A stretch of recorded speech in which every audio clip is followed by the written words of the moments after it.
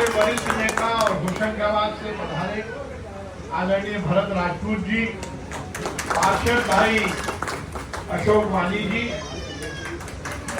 इस होटल के संचालक और हमारे मित्र सुनील भाई साथ साहब, ऑस्ट्रेलिया से पधारे हुए लवणकर जी के लिए जोरदार ताली बजाओ भाई, अपने मेहमान तो असली यही है। लिखितकर जी, डॉक्टर साहब और हमारे जिगर के टुकड़े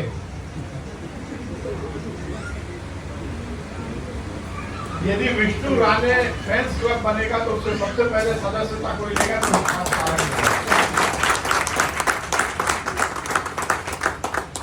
लेकिन नेता बनाया नहीं जाता, नेता पैदा होता है और हमारा विष्णु राणे पैदा हुआ जन्मजात नेता है। मैं बहुत बधाई दूंगा।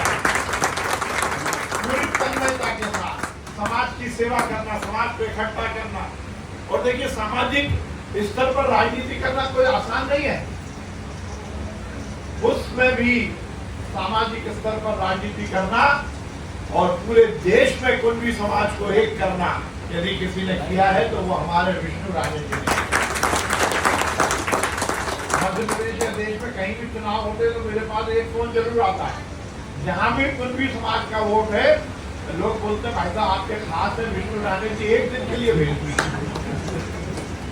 हमारे विष्णु राणे जी को मैं बहुत बधाई दूंगा, लिखितकर जी को बहुत बधाई दूंगा, मदर एजुकेशन एवं सोशल वेलफेयर फाउंडेशन भोपाल को बहुत बधाई दूंगा कि उन्होंने लाडली प्रोत्साहन कार्यक्रम का आयोजन किया, निःशुल्क प्रचलित रसोई का भी शुभारंभ किया।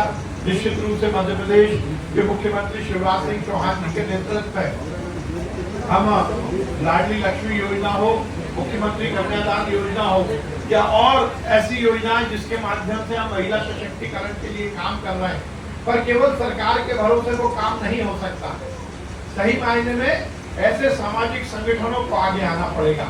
केवल सरकार कोई योजना चला देगा उसका फायदा नहीं होगा, उसका विस्तार नहीं होगा, बल्कि जब इस तरह के सामाजिक लोग या सामाजिक संस्थाएं कार्यक्रम आयोजित करती हैं या किसी लक्ष्य को लेकर जनता की सेवा करती हैं तो उसका ज्यादा मायने निकलता है। और इसलिए बहुत महत्वपूर्ण है कि आज यहाँ पर बहनों को, जिनकी बेटियां हैं, उनको प्रोत्साहन के रूप में, और देखिए इस तरह के कार्यक्रम से समाज में ये बात भी स्थापित होती है।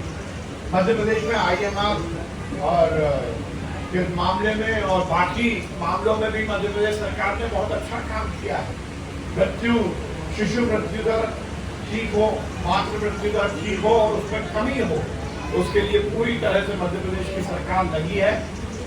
मुझे इस बात की बहुत प्रसन्नता है कि विष्णु राणे जी ने, लिखितकर जी ने, उनकी संस्था ने अब ये बीड़ा उठाया है कि वो सरकार के साथ मिलकर इस क्षेत्र में भी काम करेंगे। चलित रसोई के माध्यम से गरीबों को भोजन मिलेगा। अन्न दान सबसे बड़ा दान है। लोग बाग हवन करते हैं, हवन में हम आहुति देते हैं। आहुति माना जाता है कि उसके माध्यम से भगवान को पहुंच रही है, देवताओं को पहुंच रही है।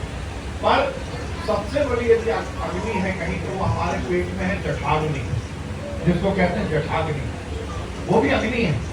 वो गरीब जिसके पेट में जठाग्नि है और यदि उसको भोजन नहीं मिल रहा और यदि आप अन्न दान कर दो, भोजन दान कर दो तो महायज्ञ बराबर, उससे बड़ा कोई यज्ञ नहीं होता, क्योंकि आप व्यक्ति के पेट की अग्नि को आहुति दे रहे। और ये दान सबसे महत्वपूर्ण होता है। इसलिए मैं संस्था को बहुत बधाई दूंगा। विष्णु राणे जी के बारे में बोल ही दिया मैंने कि हमारा एक ऐसा नेता है जो 24 घंटे 7 दिन काम करता है और उनके नेतृत्व में हम सब भी काम करते हैं। समाज की सेवा में ये संस्था लगी रहे और ज्यादा विस्तार के साथ समाज के उन वर्गों की सेवा करें जिसकी शायद जिनको सबसे ज्यादा सेवा की जरूरत है।